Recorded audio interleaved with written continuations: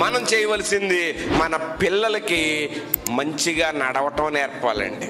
మా స్వరూప్తో కానీ, మా సత్యబాబుతో కానీ, మా లక్కీ పాపతో కానీ నేనేమంటానో తెలుసా, మీరు చదువుకున్నారు అంటే సంఘ బిడ్డలు వాళ్ళ కష్టార్జితంలో వేసినటువంటి కానుకలతో మిమ్మల్ని చదివించడం జరిగింది. దేవునికి రుణస్థులై ఉండాలి మీరు కానీ మీ ప్రవర్తన విషయంలో ఎప్పుడైనా సరే మార్పు చెందే విధంగా ప్రవర్తించారంటే మీ అంత పనికి మాలోళ్ళు ఎవరు ఇంకొకళ్ళు ఉంటారు. బాలుడు నడవవలసిన త్రోవను వానికి నేర్పు. ఇక్కడ మీకు ఇద్దరు పిల్లలు కనబడుతున్నారు. ఒకటి బాలుడు అనబడిన సమూయేలు, తర్వాత ఏలీ కుమారులు చేసుకున్నటువంటి ప్రార్థన ఆలకించి దేవుడు సంతాన భాగ్యాన్ని ఇచ్చాడు.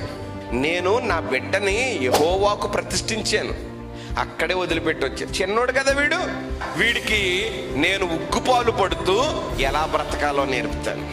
ఈ బిడ్డ ఏం చేసిందో తెలుసా, ఈ అన్న తన కుమారుని ఒళ్ళో పడుకోబెట్టుకుని పాలిస్తూ, బాబు నువ్వు యెహోవా మందిరములో పరిచర్య చేసేవాడు అయి ఉండాలి.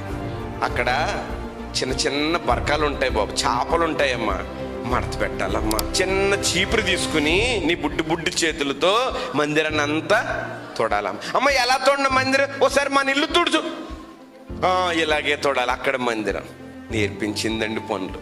దేవుని మందిరంలో ఏం చేయాలో అలా నేర్పించి అన్ని పనులు వచ్చేసిన తర్వాత అప్పుడు బిడ్డను తీసుకొచ్చింది. దైవజనుడా, ఒకప్పుడు బిడ్డలు లెక్క సన్నిధిలో ఏడ్చాను, బిడ్డల్ని ఇస్తే నీకు ఇచ్చేస్తానన్నాను, ఇంతకాలం నేను మందిరానికి రాలేదు, ఈ బిడ్డకి ట్రైనింగ్ ఇచ్చాను. అవునమ్మా, దేవుడి బిడ్డకు ప్రతిగా నీకు ఇంకా బిడ్డల్ని ఇస్తాడు అని చెప్పి ఆ బిడ్డను సన్నిధిలో వదిలిపెట్టించేసి వెళ్ళిపోయి. దైవజనుడికి ఇద్దరు కొడుకులు ఉన్నారండి. ఆ కొడుకులంట యెహోవాను ఎరగని వారై ఉన్నదండి వాక్యంలోని. ఎంత దుర్మార్గం అండి ఇది. యెహోవాను ఎరగని వారై అంటే వీళ్ళు ఎలా బతుకుతున్నారండి? ఇప్పుడు దైవజనుడికి ఇద్దరు కొడుకులు ఉన్నారు. ఈ కొడుకులిద్దరు యెహోవాను ఎరగని వారై ఉన్నారంటే ఏనాడు కూడా సంఘానికి వచ్చేటువంటి ఆ సంఘ బిడ్డలకి ఆ సేవకుడు దేవుడు గొప్పవాడని చెప్పాడు, కానీ తన పిల్లలకి చెప్పుకోలేకపోయాడు. అన్న తన కొడుకు ఎలా బ్రతకాలో చెప్పిందండి. ఏలీ గారి తర్వాత ప్రవక్త అయిపోయాడండి. దైవజనుడు కడుపును పుట్టినటువంటి ఆ ఇద్దరు కుమారులు ఏమయ్యారో తెలుసా అండి?